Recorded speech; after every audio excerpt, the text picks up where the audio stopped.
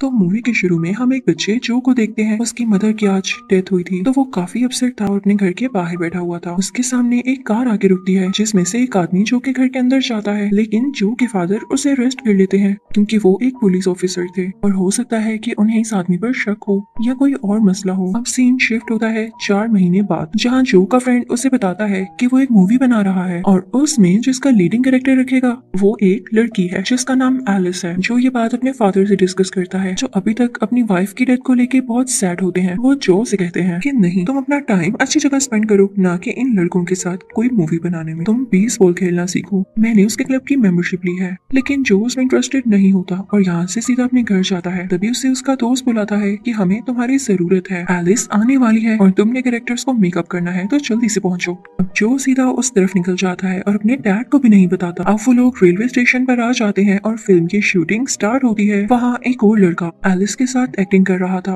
और तभी वहाँ से एक ट्रेन गुजरती है। जो देखता है कि एक गाड़ी तेजी से ट्रेन की तरफ ही आ रही है। अब ट्रेन तो रुक नहीं सकती थी, तो ये गाड़ी वाले की ही गलती थी कि वो अपनी गाड़ी को यहाँ पर क्यों लेकर आया। अचानक से ट्रेन और वो गाड़ी अब इसमें टकरा जाती है। अब इसकी वजह से ट्रेन भी अपने ट्रैक से हट चुकी थी, जिससे वो नीचे उतर जाती है और उसको काफी नुकसान पहुंचता है। ट्रेन का इंजन ब्लास्ट हो जाने की वजह से ट्रेन में आग लग जाती है। ट्रेन का सामान भी बाहर आके गिरता है, जो कि कुछ क्यूब्स होते हैं। वो कार जो ट्रेन से टकराई उसका भी बहुत बुरा हाल हो चुका था। करीब जाके देखने पर इन बच्चों को पता चलता है कि इस कार में जो आदमी है वो तो इनके टीचर हैं। अचानक से इनके टीचर को होश आ जाता है और वो इन बच्चों पर गन पॉइंट कर देते हैं कि तुम लोग यहाँ क्या कर रहे हो और कौन हो। तो तभी वही फिल्म मेकर बच्चा यानी जो का दोस्त अपने टीचर से कहता है कि टीचर, हम आपके स्टूडेंट हैं, आप हमें बायोलॉजी पढ़ाते हैं। तो तभी वो टीचर काफी डर जाता है। वो इन बच्चों से कहते हैं कि आज जो भी हुआ तुम किसी को मत बताना, वरना वो तुम सबको मार डालेगा और सिर्फ तुम ही लोगों को नहीं, तुम्हारी फैमिली को भी मार डालेंगे, तो यहाँ से भाग जाओ। तभी वहाँ पर एयरफोर्स के कुछ ऑफिसर्स आते हैं, तो बच्चे इनको देखकर अपनी गाड़ी में वहाँ से निकल जाते हैं। सब बच्चे अपने अपने घर उतर जाते हैं। अब जब जो अपने घर जा रहा होता है तो एलिस उसे वही क्यूब देती है जो कि ट्रेन से गिरा था। अब अगले दिन जब जो और उसका दोस्त बैठकर टीवी पर न्यूज देख रहे होते हैं तो उन्हें पता चलता है कि उनके टीचर को एयरफोर्स की टीम ने रेस्क्यू कर लिया है और उनका इलाज हो रहा है। तभी जो का दोस्त उसे बताता है कि कल जो हमने शूटिंग की है ना, उसमें सीन्स काफी मजे के आए हैं, तो मैं चाहता हूँ हम अपनी शूटिंग को कंटिन्यू रखें। लेकिन मसला ये है,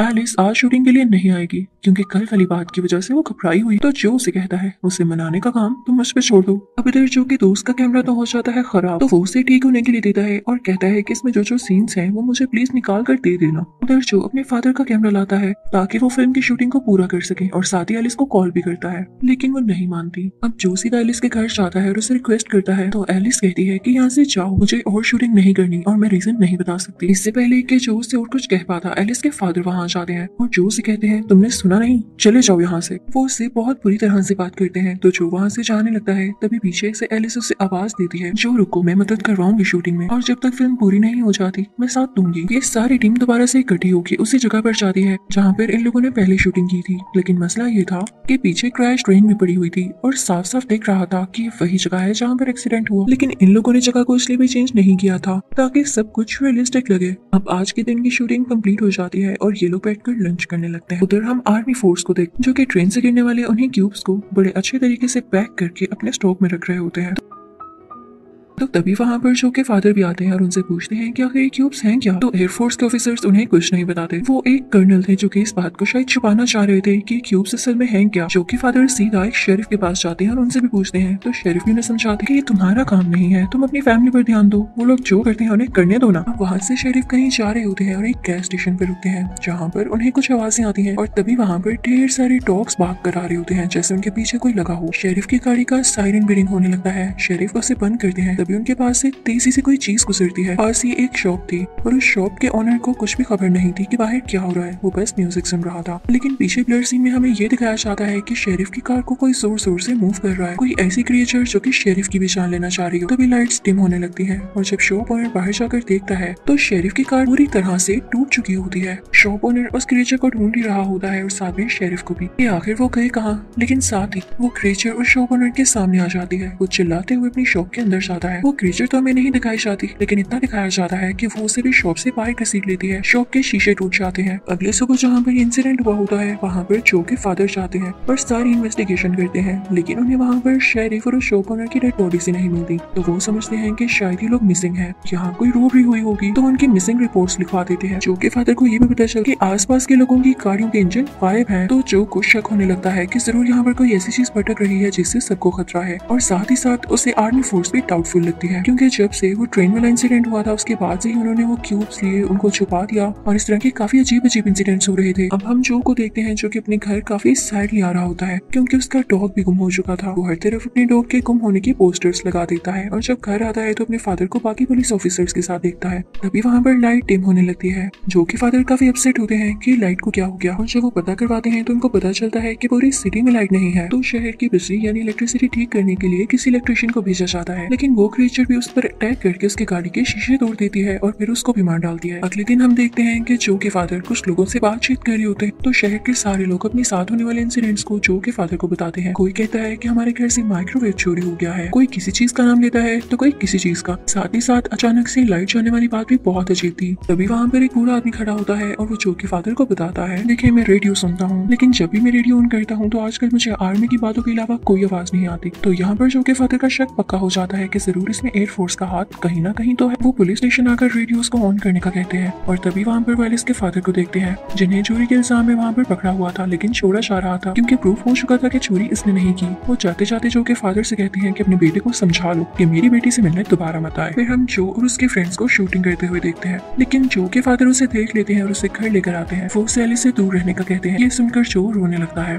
वो सीधा ग्रेवयार्ड में जाता है और अपनी मदर की ग्रेव के पास जाके रोने लगता है, लेकिन पास एक कॉटेज होता है जिसमें से उसे काफी अजीब आवाजें आने लगती हैं, तो घबरा जाता है। दूसरी तरफ हम जो के फादर को देखते हैं, जिसे कर्नल ने अपने पास बुलाया होता है, क्योंकि जो के फादर ने उसे बता दिया था कि मैं सब कुछ जान गया हूँ। जैसे ही जो के फादर उनकी बेस के अंदर जाते हैं तो वहाँ के सोल्जर्स उनको एक रूम में बंद कर देते हैं। अब अगली सीन में हम उसे कर्नल को उसी डॉक्टर यानी बच्चों के बायोलॉजी टीचर के साथ देखते हैं। कर्नल उनसे पूछता है कि मुझे बताओ तुम उस क्रिएचर के बारे में क्या जानते हो जिसने पूरी तरह से तबाही मचा रखी है। तो वो टीचर उनको कुछ नहीं बताते। अब कर्नल को गुस्सा आ जाता है और वो अपने आदमियों यानी सोल्जर से कहते हैं इसको मार डालो, और उनमें से एक पॉइजन इंजेक्ट कर देता है जिससे वो टीचर हमेशा के लिए मारे जाते हैं। दूसरी तरफ जो अपने घर में अकेला होता है, तभी उसके पास एलिस आती है। वहाँ पर खामोशी होती है। तभी वो ऑब्जर्व करते हैं कि एलिस ने जो को जो क्यूब दिया था, वही क्यूब जो ट्रेन से गिरा हुआ मिला था, वो टेबल पर अपने आप हिलने लगता है और अचानक से दीवार को तोड़ते हुए बाहर चला जाता है। ये इनके लिए काफी शॉकिंग चीज होती है कि एक बेजान क्यूब इस तरह से कैसे मूव कर सकती है। खैर अब इतनी ज्यादा रात हो चुकी होती है तो एलिस अपने घर जाती है, लेकिन उसके फादर उसे बहुत बुरी तरह से डांटते हैं कि तुम भी अपनी माँ जैसी हो, अगर तुम्हें नहीं पसंद घर तो निकल जाओ इस घर से। अब एलिस अपनी साइकिल लेती है और घर से बाहर जाने लगती है। तो तभी एलिस के फादर को एहसास होता है कि वो उसे कितने गुस्से से बोली, तो वो उसके पीछे जाने लगते हैं, लेकिन गाड़ी तेज चलाने की वजह से एलिस के फादर की गाड़ी किसी और गाड़ी से टकरा जाती है और उनका बहुत बुरा एक्सीडेंट होता है। गाड़ी के शीशे तक टूट जाते हैं। एलिस के फादर बहुत ज्यादा जख्मी हो जाते हैं। इससे पहले कि एलिस अपने फादर को देख सकती, वहाँ पर वही क्रिएचर आ जाता है जो कि किसी टाइप का एलियन भी था। एलिस बहुत जोर से चिल्लाती है और अपनी बेटी की चीख की आवाज सुनकर एलिस के फादर गाड़ी से बाहर आते हैं, लेकिन वो क्रिएचर एलिस को कहीं दूर ले जा चुका होता है। उधर जो की दोस्त ने जो टेप डेवलप होने के लिए दी होती है वो तैयार हो चुकी होती है, और अब जब जो और उसका दोस्त वो टेप चलाते हैं तो उनको वो इंसिडेंट वाली रात में सब कुछ दिखाई देता है। साथ ही साथ उन्हें एक अजीब चीज दिखाई देती है, वही क्रिएचर जिसको इन्होंने उस वक्त नहीं देखा था। उधर हम आर्मी फोर्स को देखते हैं, वो उस टाउन के जंगलों में आग लगा देती है क्योंकि ये इनका ऑपरेशन वॉकिंग डिस्टेंस होता है। पूरे शहर में हलचल मच जाती है। जो और उसका दोस्त भी साथ होते हैं और काफी घबराए हुए होते हैं, तो इन्हें भी एक बस में बिठाकर उधर छोड़ दिया जाता है जहाँ पर बाकी सारे लोग थे। तो जो के दोस्त को तो उसकी मदद दिख जाती है। अब जो कहता है कि मैं कहाँ जाऊंगा, तो वो अपने फादर को ढूंढने लगता है। को अपने फादर तो नहीं मिलते, लेकिन एलिस के फादर दिख जाते हैं। वो एलिस के फादर से एलिस के बारे में पूछता है।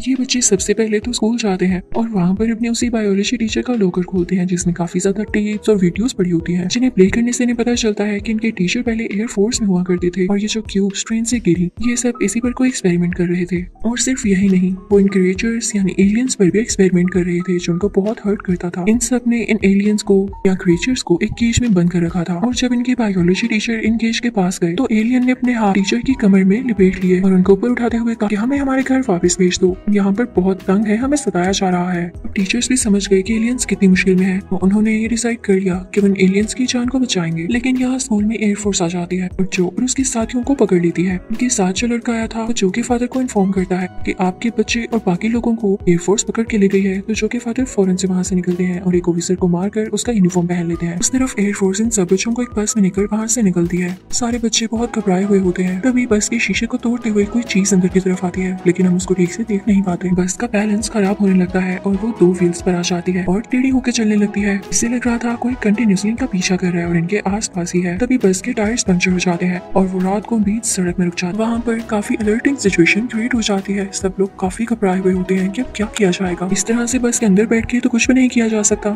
तो अभी लोग डिसाइड करते हैं कि बस का दरवाजा खोलेंगे। लेकिन जैसे ही दरवाजा खुलता है तो वो एलियन किसी ऑफिसर की टांगे पकड़ लेता है और उस पर जोर से अटैक करते हुए उसे अपनी तरफ खींचने लगता है। वो ऑफिसर चिल्लाने लगता है, मुझे बचाओ, मुझे मत जाने दो, लेकिन कोई उसकी मदद नहीं कर पाता।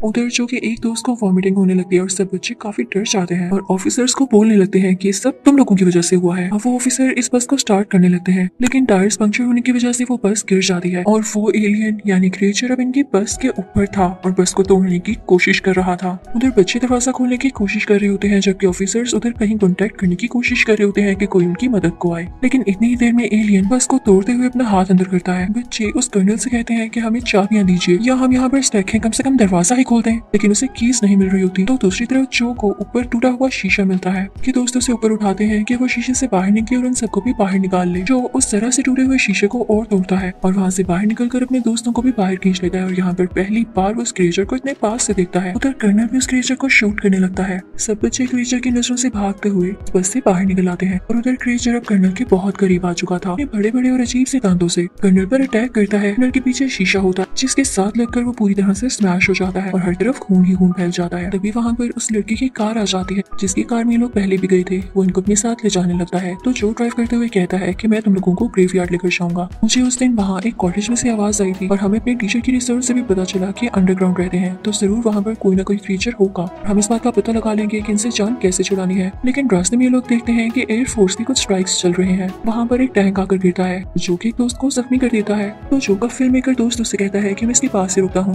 तुम वहाँ पर जाओ। जो के फादर भी एलिस के फादर को अपने साथ लेते हुए अपने बच्चों को ढूंढने के लिए निकलते हैं। उधर हम जो को कॉटेज में देखते हैं। तो उस कॉटेज के अंदर जाता है तो देखता है कि उसकी बेसमेंट में उस एलियन ने अपनी लैब बना रखी है और वहीं पर एलिस भी है जो कि बेहोश है। जो उसे होश में लाने की कोशिश करता है, उसे स्लैप भी मारता है जिससे वो होश में आ जाती है। वहाँ से वो शेरिफ को भी बचाते हैं। लेकिन तभी वहाँ पर वो एलियन दोबारा आता है और शेरिफ और एक और औरत को पीछे उठाकर फेंकता है। हम जो एलियन के पास जाकर कहता है बस करो और तबाही मत मचाओ, मैं जानता हूँ तुम क्या चाहते हो, तुम अपने घर वापस जा सकते हो, मैं हूँ ना यहाँ पे, मैं तुम्हें यकीन दिलाता हूँ कोई नहीं रोकेगा। तो वो एलियन जो को उठाता है और उसे अपने करीब करके उसका माइंड रीड करता है। तो उसे पता चल जाता है कि जो वाकई सच कह रहा है। तो वो जो को छोड़ देता है और उसके साथियों को भी कुछ नहीं कहता और वहाँ से चला जाता है। अब वो क्यूब्स जो कि एयरफोर्स ने अपने ट्रक्स में भर रखी थी वो एक साथ बाहर निकलती हैं और वाटर टैंक के ऊपर इकट्ठी होने लगती हैं। वो सब मिलकर एक स्पेसशिप की फॉर्म में आ जाती है और एलियन उसमें बैठ के जाने लगता है। तभी जो की पॉकेट से उसकी मदर का लॉकेट निकलता है जो उसे पकड़े रखता है, लेकिन फिर उसे छोड़ देता है ये समझकर कि मेरी मदर मेरे दिल में रहती है और मेरे फादर मुझसे मेरी माँ की तरह भी प्यार करते हैं। यहाँ पर जो और एलिस के फादर भी आ चुके थे जो उनका हाथ थाम लेता है और यहीं पर इस मूवी की एंडिंग होती है। Thank you for watching.